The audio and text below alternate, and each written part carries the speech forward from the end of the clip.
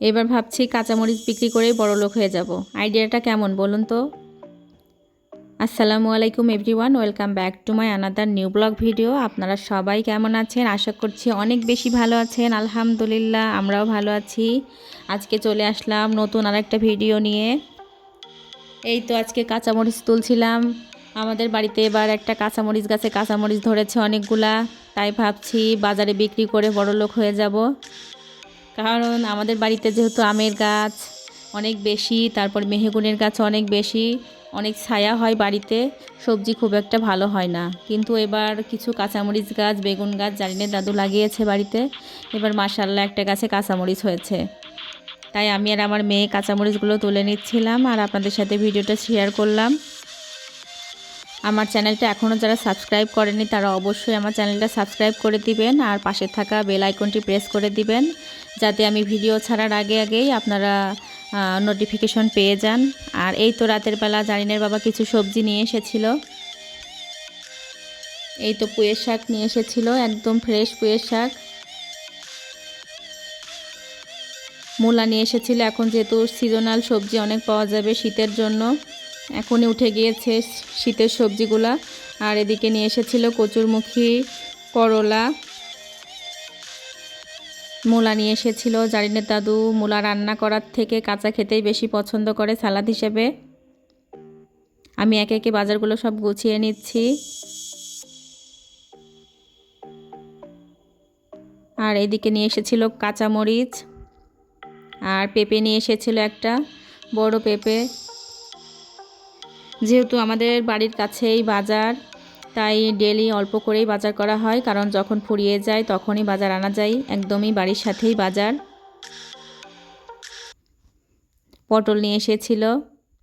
আমি বাজারগুলো একে একে গুছিয়ে নিব আর রাতের রান্নার জন্য প্রিপারেশন নিব। রাতে আজকে রান্না করব। আজকে দুপুরে রান্না করা হয়নি রাতেরটা। এই তো আমি মাছ নামিয়ে নিয়েছি, ইলিশ মাছ ছোট একটা আর রুই মাছ, আর সাথে করব লাউ ঘন্ট। কারণ মাছের সাথে একটা সবজি অথবা ঘন্ট অথবা ভাজি থাকাই লাগবে, মাস্ট। আমি মাছের সাথে হলুদ আর লবণ মাখিয়ে রেখেছিলাম, ফ্রাই প্যান দিয়ে দিলাম। এখন তেলটা গরম হয়ে আসলে আমি মাছগুলো একে একে ভেজে নিব। এই তো আমি মাছগুলো একে একে ভেজে নিচ্ছি।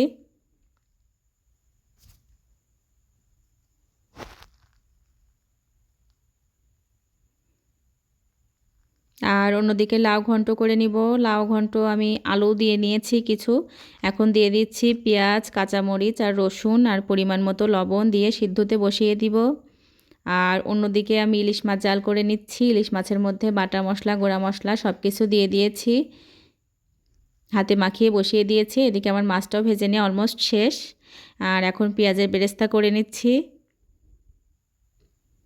আমি ওই একই তেলের মধ্যে বাটা মশলা, গুঁড়া মশলা দিয়ে সুন্দর করে কষিয়ে নিব।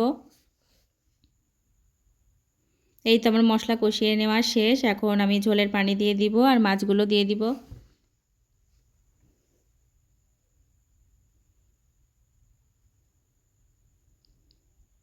মাছগুলো দিয়ে দেওয়া শেষ। লাস্ট পর্যায়ে আমি কিছু কাঁচামরিচ ছড়িয়ে দিলাম। আর এখন ঘন্টর জন্য আমি কিছু মাসকলাইয়ের ডালের বড়ি এভাবে গুঁড়ো করে নিয়েছি। কুষ্টিয়া অঞ্চলে কুমড়ো বড়ি খুবই বিখ্যাত। এই শীত আসলে প্রত্যেক ঘরে ঘরে এই কুমড়ো বড়ি বানানো হবে, চাল কুমড়া দিয়ে আর মাসকলাইয়ের ডাল দিয়ে। আমরাও তৈরি করে এবার অবশ্যই আপনাদের সাথে শেয়ার করব। এই তো রান্নাবান্না শেষ, মাছ রান্না, ঘন্ট আর ইলিশ মাছ। আজকের ভিডিওটা কেমন হয়েছে অবশ্যই জানাবেন। ভালো লেগে থাকলে অবশ্যই আমার চ্যানেলটি সাবস্ক্রাইব করতে ভুলবেন না। আল্লাহ হাফেজ সবাইকে।